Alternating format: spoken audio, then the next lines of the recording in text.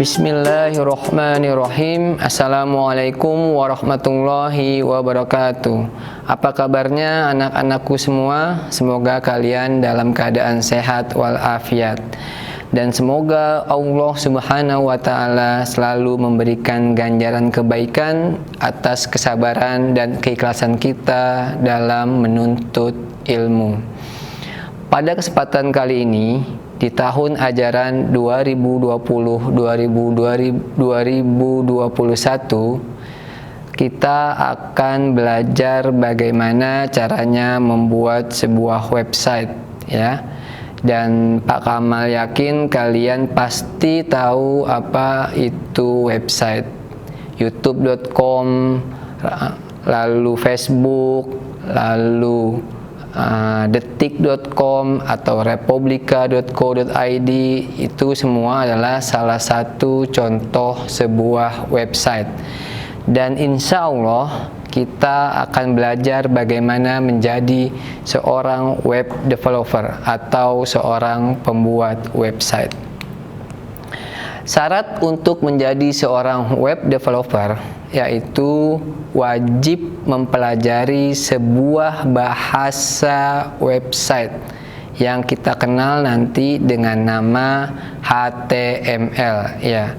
HTML adalah bahasa yang akan kita gunakan sebagai bahasa dasar untuk membuat sebuah website. Apa itu HTML? Nah, pengertian HTML menurut Wikipedia, Hypertext Markup Language, ya, kepanjangan dari HTML adalah bahasa markah standar untuk dokumen yang dirancang untuk ditampilkan di peramban internet. Oke, sekali lagi, Hypertext Markup Language adalah bahasa markah standar untuk dokumen yang dirancang untuk ditampilkan di peramban internet. Untuk memahami pengertian ini, ada baiknya kita mengurai kata markah dan kata peramban internet. Apa sih markah, ya kan? Markah itu penanda, ya. Markah artinya penanda. Mungkin kalian tidak asing dengan markah jalan ini, ya. Markah jalan ini dirancang untuk ditempatkan di jalan dan untuk digunakan oleh pengguna jalan.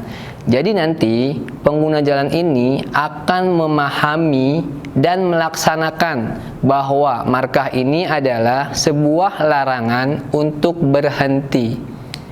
Lalu markah yang kedua, pengguna jalan akan memahami dan melaksanakan bahwa markah ini adalah sebuah larangan untuk parkir kendaraan. Lalu HTML itu seperti apa? Apa hubungannya dengan HTML? Tadi disebutkan bahwa HTML merupakan bahasa yang terdiri dari markah-markah standar, ya. Markah-markah HTML dirancang untuk siapa dan untuk dimengerti dan dilaksanakan oleh siapa? Markah-markah pada HTML dirancang dan dibuat untuk diterjemahkan dan dipahami lalu ditampilkan atau dilaksanakan oleh sebuah peramban internet. Kita lebih mengenalnya mungkin dengan kata browser, ya. Jadi markah-markah HTML tersebut akan diterjemahkan dan dimengerti lalu dilaksanakan dan ditampilkan oleh sebuah web browser. Ada Google Chrome contohnya, ada Mozilla Firefox, ada Opera, dan ada Safari browser. Jadi kesimpulan dari HTML ini adalah sebuah bahasa yang menggunakan markah atau penanda untuk membuat halaman website. Dan markah-markah HTML ini nantinya akan ditampilkan oleh browser ke dalam tampilan yang lebih dimengerti oleh manusia dan lebih menarik bagi manusia. Nah, markah-markah pada HTML ini nantinya kita akan kenal dengan istilah sebutannya tag. Terdiri dari 3 kata T, A, dan G, tag. Ya, markah-markah HTML kita kenal dengan istilah tag. Oke. Nah, ini contoh markah HTML yang dibuat. Tampilannya seperti ini, dan ini agak sulit untuk dimengerti dan dipahami oleh manusia. Maka yang bisa memahami dan mengeksekusi markah-markah HTML ini atau yang bisa menampilkannya adalah sebuah browser, dan browser akan menampilkannya menjadi seperti ini. Inilah tampilan yang dieksekusi oleh browser menjadi tampilan yang lebih mudah dimengerti manusia dan lebih menarik bagi manusia. Selanjutnya adalah sejarah HTML. Dari mana sih HTML itu dibuat, oleh siapa ya?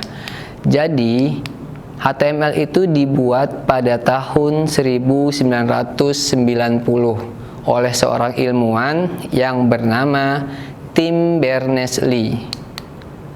Tujuan awalnya dibuat HTML ini adalah si Tim Berners-Lee ini mempunyai masalah ya, di mana sesama ilmuwan dari beberapa negara itu agak kesulitan dalam mengakses dokumen-dokumen penelitian secara cepat dan menanggapinya secara cepat ya. Makanya si Tim Berners-Lee ini membuat sebuah bahasa komputer, yaitu HTML, seperti itu. Lalu apa saja untuk memulai menjadi seorang web developer? Sebelum kita praktik membuat sebuah website, ada beberapa alat atau aplikasi yang perlu kita siapkan.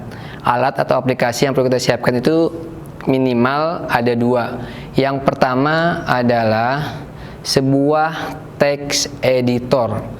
Text editor ini adalah aplikasi yang nantinya kita gunakan untuk mengetik markah-markah atau tag-tag HTML ya. Jadi ada banyak sekali jenis text editor. Salah satunya adalah Notepad++ yang akan kita gunakan sebagai bahan praktik kita.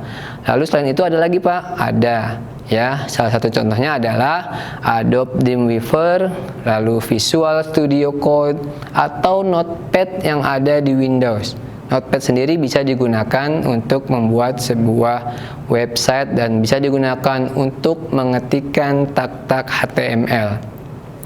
Lalu alat yang kedua adalah browser sebagai penerjemah kode-kode HTML atau tag-tag HTML yang kita ketikkan ya. Maka nanti akan ditampilkannya dalam browser. Dan browser Google Chrome, Mozilla itu pun cukup untuk menampilkan nanti kode-kode atau tag-tag HTML kita. Nah, anak-anakku sekalian, sampai di sini dahulu pertemuan kita.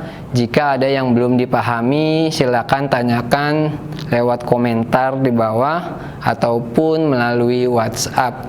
Semoga bermanfaat. Selanjutnya kita akan praktik membuat website pertama kita.